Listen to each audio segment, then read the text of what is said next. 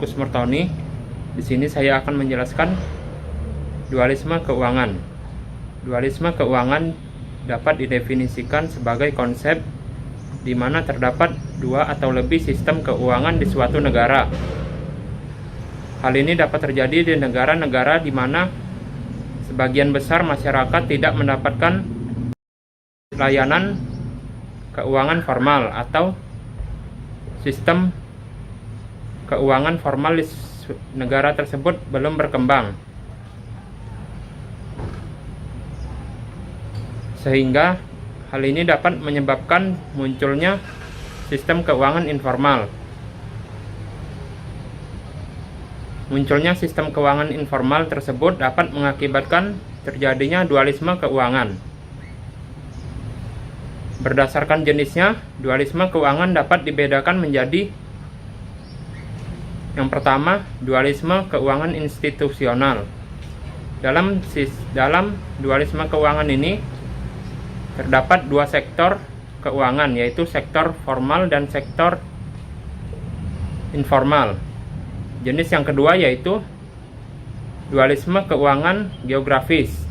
Dalam jenis dualisme ini ada dua atau lebih sistem keuangan yang hidup berdampingan di wilayah geografis yang berbeda di dalam satu negara. Dualisme keuangan memiliki beberapa keuntungan dan kerugian. Beberapa keuntungan yang didapat dari dualisme keuangan yaitu: yang pertama, peningkatan stabilitas keuangan, meningkatnya inklusi keuangan, dan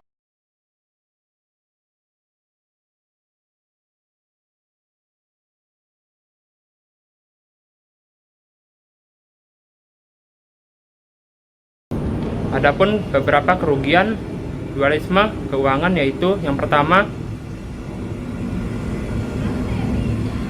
meningkatnya risiko ketidakstabilan keuangan. Yang kedua, tuntutan regulasi. Dan yang ketiga, tidak samanya layanan kesehatan di suatu negara. Baiklah, demikian penjelasan saya mengenai dualisme keuangan. Perkenalkan, saya Emrendi Akbar Pratama ingin menjelaskan tentang dualisme teknologi. Menurut Higgins, awal mula dualisme berasal dari perbedaan teknologi antara sektor modern dan sektor tradisional. Menurut Higgins, teknologi impor yang digunakan dalam sektor modern bersifat hemat tenaga kerja, sehingga modal lebih banyak digunakan. Keadaan ini berbanding terbalik dengan keadaan sektor tradisional yang ditandai oleh penggunaan metode produksi yang pada tenaga kerja. Kurangnya pembentukan modal pada sektor tradisional menyebabkan perkembangan sektor ini sangat terbatas. Arti dari dualisme teknologi adalah suatu keadaan di mana dalam suatu kegiatan ekonomi terlalu tertentu digunakan teknik produksi yang berbeda dengan kegiatan ekonomi lainnya, sehingga menyebabkan perbedaan tingkat produktivitas yang sangat besar. Dalam hal ini, teknologi modern sangat berperan penting. Teknologi modern yang dimaksud ialah berkisar pada sektor industri pertambangan, industri transportasi, dan sebagainya. Sedangkan ekonomi yang tingkatnya teknologi masih rendah yaitu pertanian, industri rumah tangga, organisasi produk tradisional, dan lain-lain. Contoh dari dualisme teknologi adalah masuknya mesin tanam padi di Indonesia yang berdampak positif dan negatif bagi masyarakat Indonesia. Demikian penjelasan dari saya. Terima kasih. Saya akan menjelaskan tentang dualisme ekologis. Menurut Gret, dualisme ditandai oleh perbedaan-perbedaan dalam suatu sistem ekologis. Setiap sistem ekologis tersebut menggambarkan pola-pola sosial dan ekonomi tertentu yang menyatu di dalamnya dan membentuk suatu keseimbangan internasional. Dan juga Gret menjelaskan konsepnya tentang dualisme ekologis ini dengan menggunakan kasus di Indonesia, tentang perbedaan antara Indonesia dalam dan Indonesia luar. Yang pertama itu Indonesia dalam merupakan sistem ekologis padat karya yang ditandai oleh pertanian padi, tebu, dan lain-lain yang membutuhkan iklim tropis dan semi-tropis. Dan Indonesia luar ditandai oleh pertanian yang padat tanah dan padat modal, produk padat karya seperti produk tambang, karet, dan kelapa sawit. Nama saya Dimas Prayoga.